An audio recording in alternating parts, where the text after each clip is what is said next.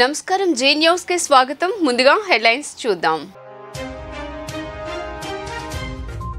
AP మాజీ ముఖ్యమంత్రి YCP అధ్యక్షుడు జగన్మోహన్ రెడ్డి అక్రమాస్తుల కేసులో చోటు చేసుకున్న కీలక పరిణామం. జగన్ ఆస్తుల కేసు విచారణ ప్రారంభించాలని సీబీఐ కోర్టుకు సుప్రీంకోర్టు ఆదేశాలు జారీ.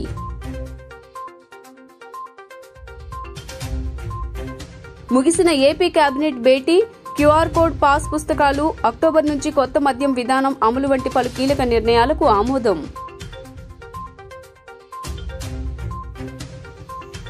రాజధాని అమరావతిలో జంగిల్ క్లియరెన్స్ పనులు ప్రారంభం. నెల రోజుల్లోగా కంపలు తొలగించేలా ప్రభుత్వం ఏర్పాట్లు.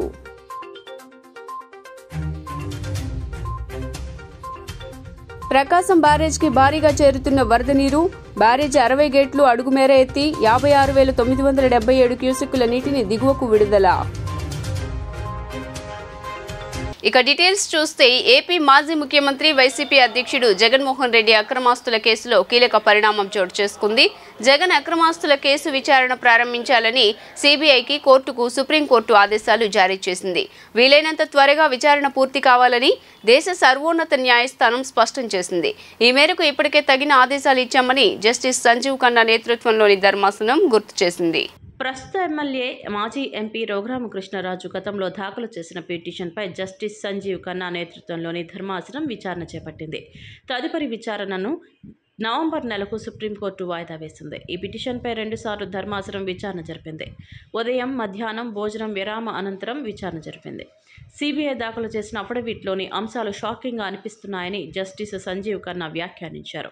సీబీఐ దాఖలు చేసిన అఫిడవిట్లో చెప్పిన అంశాలు ఆశ్చర్యకరమని అన్నారు. కేసులో ట్రయల్ ప్రారంభం కాకుండా ఇన్ని కేసులు ఎలా ఫైల్ చేశారని జస్టిస్ సంజీవ్ ఖన్నా ప్రశ్నించారు. 6 జడ్జీలు మారిపోయారు, రిటైర్ అయ్యారని రఘురామ తరపు న్యాయవాది కోర్టుకు దృష్టికి తీసుకువెళ్లారు. దీనిపై స్పందించిన జస్టిస్ సంజీవ్ ఖన్నా కోర్టులో వచ్చిన ఆదేశాలు తప్పు అని, ఇంకో కోర్టులో ఇచ్చిన ఉత్తర్వులు తప్పు అంటూ కాలయాపన చేస్తున్నారని అసహనం వ్యక్తం చేశారు. కోర్టులో ఉత్తర్వులు తప్పు అంటూ చేస్తున్న వ్యవహారానికి ట్రయల్కి సంబంధం లేదని వ్యాఖ్యానించారు. డిశ్చార్జ్ పిటిషన్లు వేస్తున్నారని, సాధారణ కార్యకలాపాలకు ఇది అడ్డంకిగా మారుతోందని రఘురామకృష్ణరాజు తరపు న్యాయవాది కోర్టు దృష్టికి తీసుకువెళ్లారు. సుప్రీంకోర్టులో తాము కూడా అనేక పిటిషన్లు విచారించి డిశ్చార్జ్ చేస్తున్నామని, ఎలాంటి అడ్డంకి తమకు రావడం లేదని జస్టిస్ సంజీవ్ ఖన్నా వ్యాఖ్యానించారు. మావోయిస్టు పార్టీలపై మరో ఏడాది నిషేధం పొడిగిస్తూ కేబినెట్లో నిర్ణయం తీసుకున్నట్లు మంత్రి కొలుసు పార్థసారథి తెలిపారు. కేబినెట్ భేటీ అనంతరం మంత్రి మాట్లాడుతూ గత ప్రభుత్వం జారీ చేసిన 217, 144 జీవోలను రద్దు చేశామన్నారు. మత్స్యకారులకు నష్టం చేసేలా గత ప్రభుత్వం జీవో జారీ చేసిందని, గ్రామాల్లో చెరువులను, కుంటలను బహిరంగ వేలం వేయాలని గత ప్రభుత్వం నిర్ణయించిందన్నారు. ముఖ్యమంత్రి చంద్రబాబు అధ్యక్షతన జరిగిన కేబినెట్ సమావేశం ముగిసింది. ఈ భేటీలో పలు కీలక అంశాలపై చర్చించారు. మంత్రివర్గం సమావేశం ముగిసిన అనంతరం మంత్రి పార్థసారథి మీడియాతో మాట్లాడారు. ఈ సమావేశంలో చర్చించిన అంశాలు, తీసుకున్న నిర్ణయాలను ఆయన వెల్లడించారు. రెవెన్యూ శాఖలో 3 నెలల పాటు రిజిస్ట్రేషన్లు నిలిపివేస్తామని, క్యూఆర్ కోడ్తో కూడిన పాస్ పుస్తకాలు ఇస్తామని వెల్లడించారు. రాష్ట్రంలో అక్టోబర్ 1 నుంచి నూతన మద్యం విధానం అమలు చేస్తామన్నారు. తక్కువ ధరకే నాణ్యమైన మద్యాన్ని అందిస్తామని తెలిపారు. జగన్ బొమ్మ, పేరు ఉన్న సర్వే రాళ్లను ఏం చేయాలనే అంశంపై చర్చించినట్లు తెలిపారు. దేశంలో ఫెర్టిలిటీ రేటు తగ్గుతోందని, ఏపీలోనూ సంతానోత్పత్తి రేటు తగ్గుదల అంశంపై చర్చ జరిగిందని పేర్కొన్నారు. చంద్రబాబు నాయుడు గారి అధ్యక్షతన రాష్ట్ర మంత్రి మండలి సమావేశం జరిగింది. ఆ సమావేశంలో తీసుకున్న కొన్ని నిర్ణయాలు ముఖ్యమైనవి.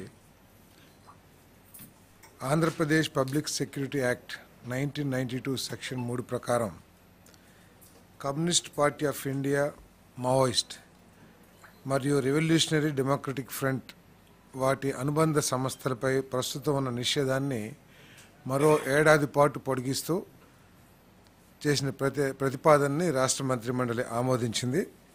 దీనికి కారణం ఏంటంటే వామపక్ష భావజాలాన్ని ప్రచారం చేస్తూ ఘర్షణ వాతావరణాన్ని తెరదీయటం, రాష్ట్ర ప్రభుత్వ కార్యక్రమాలకి వ్యతిరేక ప్రచారం చేయటం, అదేవిధంగా ప్రభుత్వ ప్రైవేట్ ఆస్తులకి నష్టం కలిగించటం, కొన్ని శాంతి భద్రతలకి విఘాతం కలిగించే పరిస్థితులు ఉండటం మూలంగా వీటి మీద ఉన్న ఇప్పటికీ ఉన్న నిషేధాన్ని మరొక సంవత్సరం పొడిగించడం జరిగిందని చెప్పేసి పొడిగిస్తూ నిర్ణయం తీసుకోవడం జరిగిందని చెప్పేసి మనం చేస్తాను. 2, పశుసంవర్ధక శాఖకు సంబంధించి 18/8 2021 తేదీన జారీ చేసిన జియో నెంబర్ 217 మరియు ఫిషరీస్ డిపార్ట్మెంట్కి సంబంధించిన జియో 144 డేటెడ్ 8/9/2020 రద్దు కోసం చేసిన ప్రతిపాదనని రాష్ట్ర మంత్రిమండలి ఆమోదించడం జరిగిందని చెప్పేసి మనం చేస్తాను. ప్రజలకు తాను పలావ్ పెడతానన్నానని, చంద్రబాబు బిర్యానీ పెడతానని చెప్పినట్లు మాజీ సీఎం జగన్ అన్నారు. కానీ బిర్యానీకి కక్కుర్తిపడి వారికి ఇప్పుడు పలావ్ లేదని, బిర్యానీ లేదు అని తెలిపారు. తాడేపల్లిలోని పాడేరు నియోజకవర్గ నేతలతో ఆయన భేటీ అయ్యారు. బాబు అధర్మ యుద్ధానికి దిగుతున్నారని, రాజకీయాల్లో విలువలను దిగజారుస్తున్నారన్నారు. విలువలు, విశ్వసనీయతతో కూడిన రాజకీయాలే చిరస్థాయిగా ఉంటాయని ఆయన పేర్కొన్నారు. చంద్రబాబు నమ్మి ఓటేసినారు. బిర్యానీ బాయా, పలావ్ బాయా, లాస్ట్కు పస్తు పండుకోవాల్సిన పరిస్థితి. చంద్రబాబును నమ్ముకుంటే ఎక్కడైనా ప్రజలైనా అంతే, నాయకులైనా అంతే. ఇంతకుముందు మన పార్టీ నుంచి 23 మంది ఎమ్మెల్యేలను తీసుకున్నారు, 3 ఎంపీలను తీసుకున్నారు. ఆ 23 మంది ఎమ్మెల్యేలలో ఎంతమంది టికెట్లు ఇచ్చినాడు? నాకు తెలిసి 3కి. ఆ 23 మంది ఎమ్మెల్యేలను తీసుకునేటప్పుడు ఒక్కొక్కరికి ఎంత ఇస్తామన్నాడు? ఒక్కొక్కరికి 20 కోట్లు ఇచ్చింది. ఎంత అడ్వాన్సు? దాని తర్వాత వాళ్ళు ఆ పక్క పోయిన వాళ్ళు అన్న మీ దగ్గరికి వచ్చేస్తామన్నా మేమంతా అని చెప్పి మళ్ళీ నాకు ఫోన్ చేసినారు. ప్రజల్లో ఒకసారి జారిపోయిన తర్వాత మళ్ళీ వెనక్కి వచ్చినారంటే ప్రజల్లో ఆ రెస్పెక్ట్ పోతుంది, ఆ విలువలు పోతాయి, ప్రజలు ఇచ్చే గౌరవం పోతుంది. కాబట్టి వాళ్ళని మనం కూడా తీసుకోలేకపోయినాం. వాళ్ళ రాజకీయ జీవితాలు ఏమైపోయినాయి? అందరూ సున్నాలు అయిపోయి ఇంట్లో కూర్చొని ఉన్నారు. ప్రతి ఒక్కరూ కూడా ఈ విషయాలన్నీ గుర్తుపెట్టుకోండి. రాజకీయాలలో ఎప్పుడు షార్ట్ కట్ ఉంటుంది, లాంగ్ కట్, దూరం దారి ఉంటుంది, షార్ట్ కట్ ఉంటుంది. షార్ట్ కట్ ఎప్పుడు తీసుకోవద్దండి. రాజకీయాలలో ఏ రోజైనా కూడా నిలబడాలి అని అంటే, ప్రజల మన్ననలు ఉండాలి అని అంటే, ప్రజల్లో గౌరవం ఉండాలి అని అంటే, కష్టమైనా కూడా మనం తీసుకునే దారి విలువలతో కూడిన దారి, విశ్వసనీయతతో కూడిన దారి తీసుకోవాలి. ఇదే నేను పాటిస్తాను. నేను మీ అందరి దగ్గర నుంచి కూడా ఇదే ఉండాలని ఆశిస్తాను. వైఎస్ఆర్సీపీ కార్యకర్త ఏదైనా కానీ ప్రజలు లేకపోతే కాలర్ ఎగరేసుకొని చెప్పాలి, పలాని మాట చెప్పినాం, పలాని మేము నెరవేర్చినాం అని చెప్పి. మాలో అబద్ధాలు ఉండవు, మాలో మోసాలు ఉండవు, మాలో కల్మషం ఉండదు అని చెప్పి.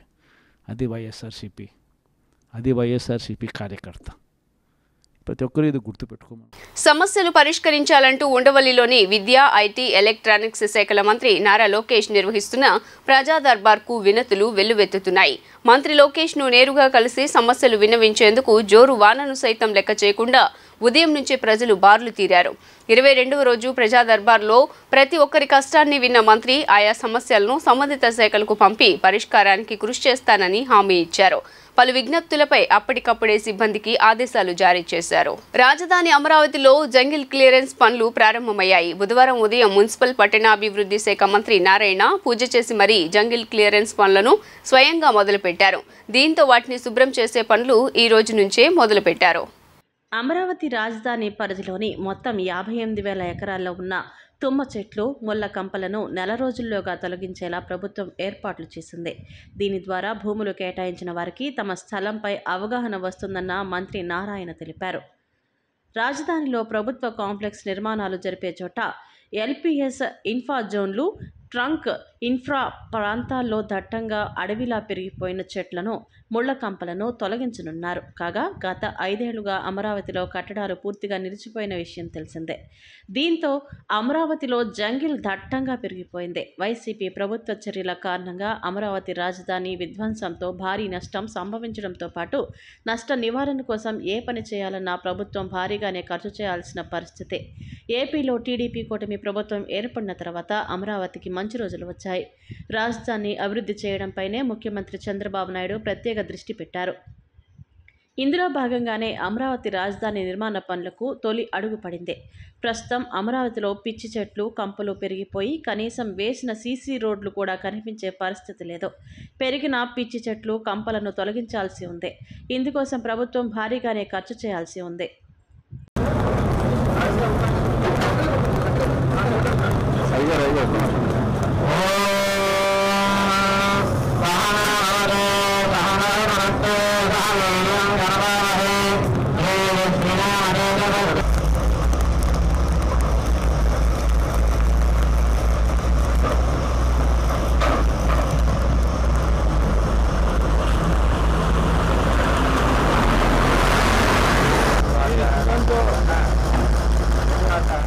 భారతీయ జనతా పార్టీ ఎన్టీఆర్ జిల్లా ఆధ్వర్యంలో చేనేత దినోత్సవం ఘనంగా నిర్వహించారు. ఈ కార్యక్రమానికి ముఖ్య అతిథిగా పశ్చిమ నియోజకవర్గ ఎమ్మెల్యే సుజనా చౌదరి పాల్గొని గాంధీ మహాత్మా గాంధీజీ చిత్రపటానికి పూలమాల వేసి నివాళులర్పించారు. ఈ సందర్భంగా సుజనా చౌదరి మాట్లాడుతూ విజయవాడ పశ్చిమ నియోజకవర్గంలోని ప్రతి ఒక్క చేనేత కార్మికుడిని ఆదుకునే బాధ్యత తనదని పేర్కొన్నారు. చేనేత పరిశ్రమ భారతీయుల సంస్కృతి సంప్రదాయాన్ని కాపాడే గొప్ప కళ అని, చేనేత పరిశ్రమను ఆదుకునే బాధ్యత ప్రతి ఒక్క భారతీయుడిపై ఉందని ఆయన వివరించారు. చేనేత దినోత్సవం కింద గాంధీ గారి ఆశయాల్ని మళ్ళీ కూడా మనం గుర్తుంచుకొని ఈ చేనేత దినోత్సవాన్ని గుర్తించడం జరిగింది. చేనేత కార్మికుల్ని మనం కాపాడుకోవాలి, చేనేత వృత్తిని కాపాడాలి. తర్వాత చేనేతతో నేసిన బట్టలందరూ కూడా భారతదేశంలో ఎల్లప్పుడూ కూడా వాడాలనే ఉద్దేశంతోనే ప్రధానమంత్రి నరేంద్ర మోడీ గారు కూడా పదే వీటికి చాలా ఎంకరేజ్ చేస్తూ ఉన్నారు. డెఫినెట్గా చేనేత కార్మికులందరికీ కూడా అందులో చాలా ఇబ్బందులు ఉన్నాయి. ఆ ఇబ్బందులన్నింటినీ కూడా దృష్టిలో పెట్టుకొని ఏదైనా సమస్యలు ఉంటే మన నియోజకవర్గం వరకు మాత్రం డెఫినెట్గా నా దృష్టిలో తీసుకొస్తే వాళ్ళందరికీ కూడా సహాయ సహకారాలు కేంద్ర రాష్ట్ర ప్రభుత్వాలతో అనుసంధానం చేసి సరైన సపోర్ట్ చేస్తామని చెప్పి ఈ చేనేత దినోత్సవం సందర్భంగా మీ అందరికీ మనవి చేస్తాం. తల్లిపాలు ఎంతో శ్రేష్టమైనవి, వెలకట్టలేనివని Andhra hospitals chief of children's services director doctor PV Ramarao తెలిపారు. నవజాత శిశువులకు నెలలు నిండకుండా పుట్టిన పిల్లలు, బరువు తక్కువగా ఉన్న పిల్లలకు, ఏడాదిలోపు పిల్లలకు తల్లిపాలు ఎంతో ముఖ్యమని తెలిపారు. ఏడాదిన్నర వరకు పిల్లలకు తల్లిపాలు ఇవ్వవచ్చునని తెలియజేశారు. ప్రపంచ తల్లిపాల వారోత్సవాల సందర్భంగా రోటరీ క్లబ్ ఆఫ్ విజయవాడ సహకారంతో ఏపీలో మొదటిసారిగా ఆంధ్ర హాస్పిటల్లో విజయవాడ మదర్స్ మిల్క్ బ్యాంకును ప్రారంభించినట్లు తెలియజేశారు. తల్లిపాల వారోత్సవాలను పురస్కరించుకొని విజయవాడ ప్రకాశం రోడ్డులోని ఆంధ్ర హాస్పిటల్లో విలేకరుల సమావేశం నిర్వహించారు. రోటరీ క్లబ్ ఆఫ్ విజయవాడ సహకారంతో ఏపీలో మొదటిసారిగా ఆంధ్ర హాస్పిటల్లో ఏర్పాటు చేసిన విజయవాడ మదర్స్ మిల్క్ బ్యాంక్లో ఉన్న తల్లిపాలను సేకరించి పరీక్షలు చేసి భద్రపరిచే విధానాన్ని Andhra hospitals chief of children's services director doctor PV Ramarao, నవజాత శిశు వైద్యులు డాక్టర్ బుజాత, పిల్లల వైద్యులు డాక్టర్ గౌతమి, డాక్టర్ ఆశ్రిత వివరించారు. అనంతరం మదర్స్ మిల్క్ బ్యాంక్ బ్రోచర్ను ఆవిష్కరించారు. ఈ సందర్భంగా వారు మాట్లాడుతూ పసిపిల్లలకు మొదటి 6 నెలలు ఎంతో కీలకమైనవని, 6 నెలలు దాటిన తర్వాత ఘన పదార్థాలు ఇస్తారని తెలిపారు. తల్లిపాల వలన పిల్లలకు మంచిదని, తల్లి పిల్లల మధ్య అనుబంధం, పిల్లలలో రోగనిరోధక శక్తి పెరుగుతుందని, ఐక్యూ లెవెల్స్ బాగుంటాయని చెప్పారు. పిల్లలకు పాలు ఇచ్చిన తల్లులకు రొమ్ము క్యాన్సర్ వంటివి వచ్చే అవకాశాలు తక్కువని చెప్పారు. తల్లిపాలు ప్రాముఖ్యతను వివరించి తల్లిపాలు ఇచ్చేవారి సంఖ్య పెంచేందుకు కృషి చేస్తున్నామని తెలిపారు. 39% తల్లులు మాత్రమే పాలు ఇస్తున్నారని అన్నారు. తల్లిపాలు ఇవ్వకపోవడం వల్ల తల్లిపాలల్లో ఉండే పోషకాలు పిల్లలకు అందక ఏడాదిలోపు పిల్లలు ప్రతి 1000 మందిలో 28 మంది, 5 ఏళ్లలోపు పిల్లలు ప్రతి 1000 మందిలో 35 మంది చనిపోతున్నారని అన్నారు. ఆ శాతాన్ని తగ్గించేందుకు కృషి చేస్తున్నట్లు తెలిపారు. రోటరీ క్లబ్ ఆఫ్ విజయవాడ సహకారంతో ఆంధ్ర హాస్పిటల్లో మదర్స్ మిల్క్ బ్యాంకును ఏర్పాటు చేశామని తెలిపారు. నెలల నిండకుండా పుట్టిన నవజాత శిశువుకు, బరువు తక్కువ పుట్టిన శిశువుకు తల్లిపాలు సరిగ్గా రానప్పుడు ఈ మిల్క్ బ్యాంక్లోని పాలు ఎంతో ఉపయోగపడతాయన్నారు. ఈ వీక్ అంతా world breast feeding week celebrations, అది ఎవ్రీ ఇయర్ ఆగస్ట్ 1 నుంచి 7 వరకు ఒక 1 వీక్ పాటు ప్రపంచ తల్లిపాల వారోత్సవాలు WHO ప్రపంచ ఆరోగ్య సంస్థ డిజైన్ చేసిన ప్రోగ్రామ్ అనమాట. సో వరల్డ్ వైడ్గా, మన కంట్రీలో కాకుండా వరల్డ్ వైడ్గా కూడా ఈ సెలబ్రేషన్స్ అనేవి, ఈ వారోత్సవాలు అనేవి జరుగుతాయి. అంటే దానిలో మెయిన్గా చెప్పేది ఏంటంటే తల్లిపాలు ఎంత శ్రేష్టమైనవి, తల్లిపాలకి దానికి వెలకట్టలేము, మీకు అంతా తెలిసిందే. So breast feeding is the best, breast milk is the best for the babies. అప్పుడే పుట్టిన బేబీస్కి, నవజాత శిశువులు కానీ, నెల నిండుగా పుట్టిన బేబీస్ కానీ, బరువు తక్కువ పుట్టిన బేబీస్ కానీ, first 1 year is breast milk is very important. దానిలో మొదటి 6 నెలలు అనేది చాలా ఇంపార్టెంట్. 6 నెలలు అయిన తర్వాత మనం వీనింగ్ ఫుడ్స్ అయ్యి స్టార్ట్ చేస్తామంటే అదర్ సాలిడ్ ఫుడ్స్ అయ్యి మొదలు పెడతాము. So first 1 year is very important. Up to 1.5 years వరకు కూడా బ్రెస్ట్ మిల్క్ ఇవ్వచ్చు. సో దానివల్ల చాలా అడ్వాంటేజెస్ ఉన్నాయి, అందరికీ తెలిసినాయి. తల్లిపాల వలన ఎన్నో ఉపయోగాలు ఉన్నాయి. దానివలన బేబీస్కి మంచిది, అఫ్కోర్స్ ఆ బాండింగ్ అది ఇంప్రూవ్ అవుతుంది. తర్వాత దానివల్ల రోగనిరోధక శక్తి పెరుగుతుంది. And number of studies have shown that వాళ్ళలో ఇంటెలిజెన్స్ క్వోషెంట్ ఐక్యూ తల్లిపాలు తీసుకున్న బేబీస్లో ఐక్యూ అది కూడా మిగతా బాటిల్ ఫీడ్ తీసుకున్న బేబీస్ కన్నా ఐక్యూ అది కూడా ఎక్కువ ఉంటుందనేది చాలా స్టడీస్లో కూడా ప్రూవ్ అయింది. డొనేట్ చేస్తే మదర్కి వాళ్ళ బేబీకి మిల్క్ చాలదు అలా ఏమి ఉండదండి. సో వాళ్ళు డొనేట్ చేసే కొద్దీ supply will increase if they properly follow diet and proper rest తీసుకుంటే. So actually expressing milk increases supply. So any mother who is willing to donate milk can come and donate. ఈ pre టర్మ్స్ని cater చేస్తూ ఉంటాం కదా. So ఎన్ఐసిలో నెలలు నిండుకున్న పుట్టిన పిల్లలకి వాళ్ళకి తల్లిపాలే ఇవ్వాలి. వాళ్ళకి ఇవ్వాల్సిన తల్లిపాలు మనకి రెడీమేడ్గా దొరుకుతున్నాయి, కానీ అవి చాలా కాస్ట్లీ. ఇందాక సార్ చెప్పినట్టు 15 mlకి 650 రూపాయలు అవుతున్నాయి. సో అలా ఇవ్వాలి అంటే ఎంతమంది తల్లిదండ్రులు దాన్ని ఎఫర్ట్ చేయగలుగుతారు?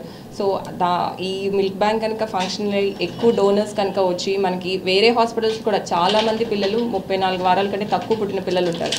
వాళ్ళకి ఎన్ఈసి అనే జబ్బు, ఇన్ఫెక్షన్స్ ఇవన్నీ కామన్ ఉంటాయి. చెప్పినట్టు mothers milk is the best milk కాబట్టి ఇక్కడ ఆల్రెడీ మా ఎన్ఐసియూస్ ఇంకా చాలా ఎన్ఐసియూలో సో మెనీ ప్రీ టర్మ్స్ వీళ్ళందరూ ఉంటారు. వాళ్ళకి ఈవెన్ లో కాస్ట్లో ఆర్ ఫ్రీ ఆఫ్ కాస్ట్లో ఇట్లా బేబీ మిల్క్ ఇవ్వటం, మదర్స్ మిల్క్ ఇవ్వటం is a best part of anything the initiative and very noble cause అది to give mother's own milk to the babies who are at need.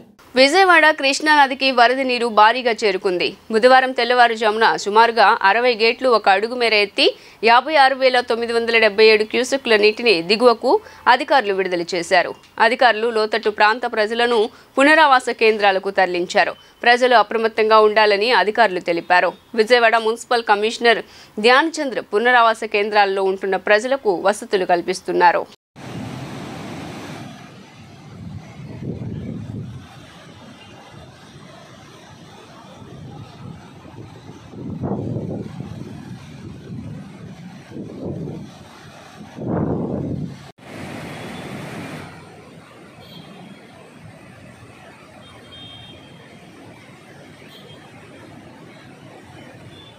భద్రాచలంలోని రామాలయం పక్కన గల గుట్టపైన ఉన్న శ్రీ కుసుమహరనాథ బాబా ఆలయంలో కళ్యాణ మండపం కుంగిపోయింది.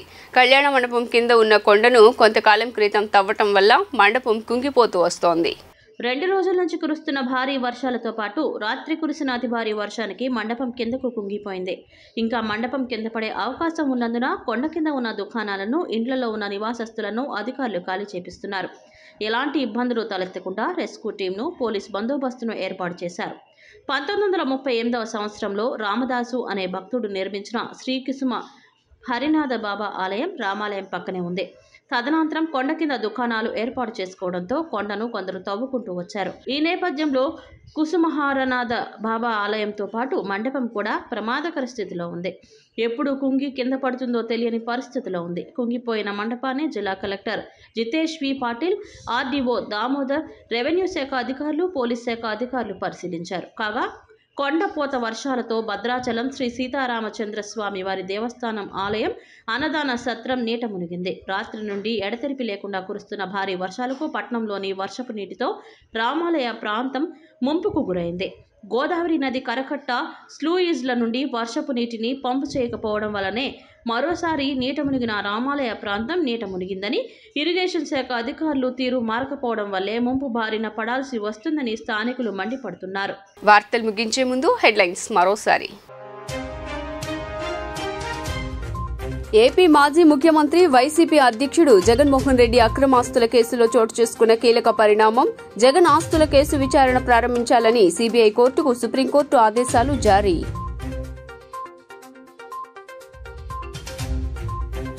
ముగిసిన ఏపీ కేబినెట్ భేటీ. క్యూఆర్ కోడ్ పాస్ పుస్తకాలు, అక్టోబర్ నుంచి కొత్త మద్యం విధానం అమలు వంటి పలు కీలక నిర్ణయాలకు ఆమోదం.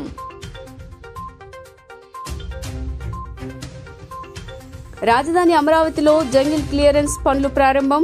నెల రోజుల్లోగా కంపలు తొలగించేలా ప్రభుత్వం ఏర్పాట్లు.